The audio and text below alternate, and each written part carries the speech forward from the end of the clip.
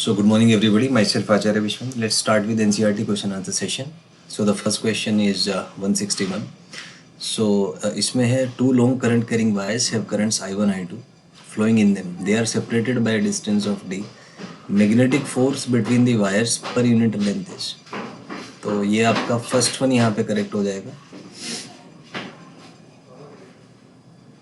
तो ये ऐसे आया कि फोर्स होता है आपका ILB, तो फोर्स पर यूनिट लेंथ आपका आएगा I इंटू बी. तो मान लीजिए करंट कुछ I1 है, मैग्नेटिक फील्ड होता है mu naught I by 2πr. तो यहाँ से डिस्टेंस d दिया हुआ है, तो ये आपका फर्स्ट ऑप्शन करेक्ट हो जाएगा. Next, if force on wire 1 due to 2 is vector F, then fourth तो इसमें न्यूटन थर्ड लॉ के अकॉर्डिंग अपोजिट लगेगा, सेकंड हो जाएगा. Next, choose the correct statement. Parallel current attracts, anti parallel repel, दोनों ही ठीक है, थर्ड ऑप्शन हो जाएगा यहाँ पे. Next is ampere is the current which flows in to wires, they attract each other पर यूनिट लेंथ इतना, देन एफ इक्वल्स टू. तो ये फर्स्ट क्वेश्चन इसमें mu not I1 I2 by 2πd put कर दीजिए. तो वहाँ से कैलकुलेशंस के बाद ये फर्स्ट ऑप्शन आपका करेक्ट आ जाएगा. Next is the about definition of ampere was adopted. तो ये जो अबाउट डेफिनेशन है ये 46 में अडोप्ट हुई थी, first will be correct. Next is SI unit of charge coulomb होता है. Next, SI unit of charge in terms of ampere is steady current. तो ये फर्स्ट आ जाएगा, Q is equal to IT वाले फंडे से.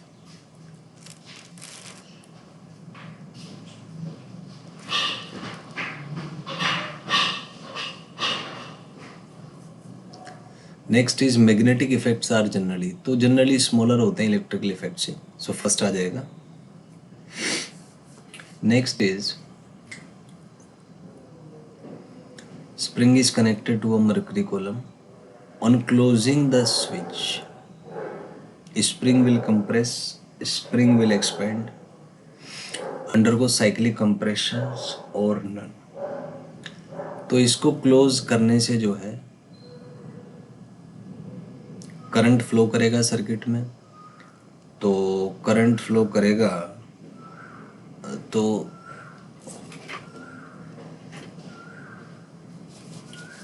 स्प्रिंग यहाँ से इलोंगेट हो जाएगा, बढ़ जाएगा लेंथ. जैसे ही स्प्रिंग का लेंथ बढ़ेगा, तो इसमें क्या है कि जैसे ही करंट फ्लो करेगा तो ये जो स्प्रिंग है इसमें अट्रैक्शन होगा, तो अट्रैक्शन होने की वजह से ये कुछ कंप्रेस हो जाएगा. जैसे ही कंप्रेस हुआ तो यहाँ से कनेक्शन हट गया, कनेक्शन हटने की वजह से सर्किट ओपन हो गया, तो करंट ज़ीरो हो जाएगा. बट स्प्रिंग कंप्रेस हुआ था, ये फिर डीकम्प्रेस होगा, अपनी नेचुरल लेंथ पे आने की कोशिश करेगा, फिर से करंट फ्लो करेगा. तो ये साइक्लिक कंप्रेशन और एक्सपेंशन शो करेगा. So third one will be correct over here. Next is mercury vapours poisonous होते हैं, फर्स्ट आ जाएगा. नेक्स्ट, हॉरिजॉन्टल कंपोनेंट आपको दिया हुआ है, डायरेक्शन दिया हुआ है, लॉन्ग स्ट्रेट वायर है, फोर्स पर unit length on wire, if direction of current is east to west in a horizontal plane. तो mu not I1 I2 by 2πr से यहाँ आ जाएगा. तो फोर्स होता है आपका ILB, तो फोर्स बाय लेंथ आपका I इंटू बी आ जाएगा. तो यहाँ से आप इसको सॉल्व कर लेंगे तो ये फर्स्ट ऑप्शन आपका करेक्ट हो जाएगा. Next, if direction of current is from north to south, then force on the wire. तो जाहिर सी बात है LB साइन थीटा आता है, तो थीटा यहाँ पे ज़ीरो है तो फोर्स भी ज़ीरो हो जाएगा. तो fourth option will be correct.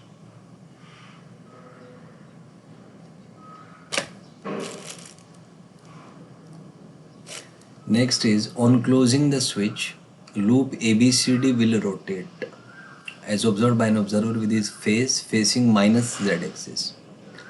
तो हम यहाँ से खड़े होकर देख रहे हैं, तो आप देखें कि यहाँ पे जो मैग्नेटिक फील्ड होगा वो कुछ ऐसे होगा. करंट जो है इसमें वो यूं फ्लो करेगा. M वेक्टर यहाँ है, B वेक्टर यहाँ है, तो M क्रॉस B आपका अगर यहाँ से देखें तो M क्रॉस B होगा आपका डाउन दी प्लेन. तो डाउन दी प्लेन होगा, तो ये प्लस Z से देखने पे क्लॉकवाइज मूव कर रहा है, तो माइनस Z से देखने पे एंटी क्लॉकवाइज मूव करेगा. तो second option will be correct over here. Next is, a ring is placed in XZ plane. Magnetic moment of ring. तो अगर प्लस वाई से देखें तो ये जो करंट है वो एंटी क्लॉकवाइज है, तो अप द प्लेन होगा, तो जे कैप के लॉन्ग हो जाएगा। First will be correct. Next is torque, M cross B होता है। Next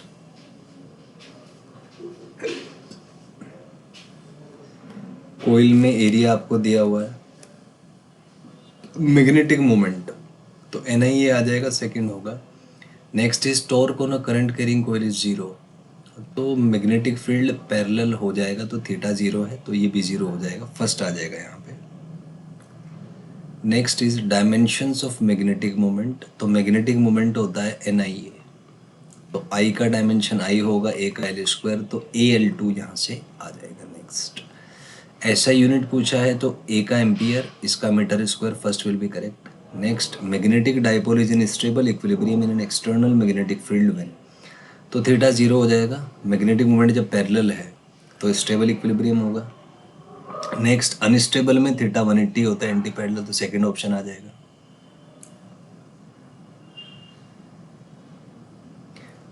next in the above question torque is zero, तो दोनों ही केस में मैग्नेटिक मोमेंट जीरो है या फील्ड जीरो है या अलोंग है, तो सारे ही केसेस में मैग्नेटिक टॉर्क जीरो हो जाएगा, तो फोर्थ आ जाएगा 182 का। Next is a small magnet when left free align itself, तो जाहिर सी बात है पैरेलल टू मैग्नेटिक फील्ड करेगा क्योंकि स्टेबल इक्विलिब्रियम पोजीशन है। Next 100 turn closely bound solenoid, radius इतना है, करंट इतना है, magnetic field at the centre, तो mu not N I by two R से आप निकाल लीजिएगा, वहाँ से इसका फर्स्ट ऑप्शन जो है करेक्ट हो जाएगा। Next in the above question coil is placed in external magnetic field in horizontal direction, initially axis of coil is in the direction of the field, तो एक्सिस जो है अगर डायरेक्शन में है तो मैग्नेटिक मोमेंट भी एक्सिस के along होगा, तो इनिशियली टॉर्क जो है वो जीरो आ जाएगा क्योंकि थीटा जीरो हो जाएगा। Next is coil rotates by itself in presence of external magnetic field, then initial angle between magnetic field and magnetic moment of the coil is,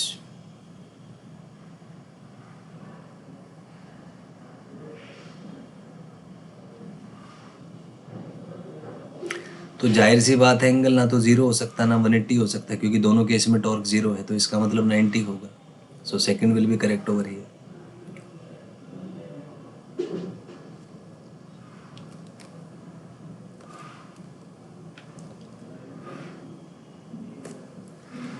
next is in the above question moment of inertia दिया है, angular speed when rotates by 90, तो difference of potential energy आपका आ जाएगा M B cos theta one minus cos theta two, तो one minus zero, तो इसको आप हाफ आई ओमेगा स्क्वायर रख दीजिए, तो जितना पोटेंशियल एनर्जी में कमी आएगा उतना ही रोटेशनल काइनेटिक एनर्जी आएगा, तो यहाँ से सॉल्व करके आपका ओमेगा आ जाएगा and it will correspond to option number 1, तो फर्स्ट इसमें आ जाएगा।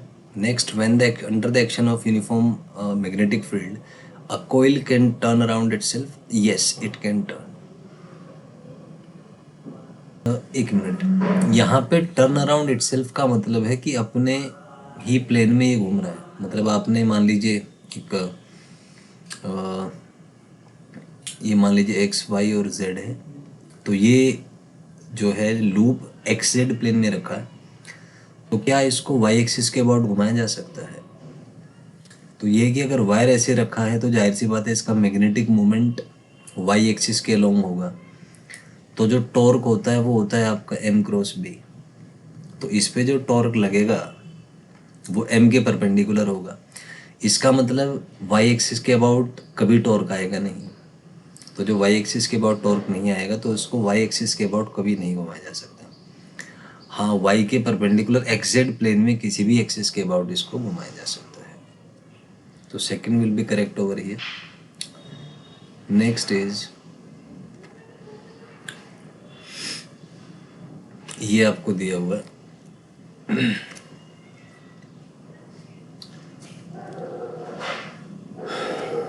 तो इसमें आपसे मैग्नेटिक मोमेंट पूछा है, तो जाहिर सी बात है करंट यहाँ पे क्लॉकवाइज है तो डाउन द प्लेन होगा, माइनस के में, तो आई ए इंटू माइनस के आ जाएगा, और यहाँ से आपका option number 2 will be correct, second आ जाएगा। नेक्स्ट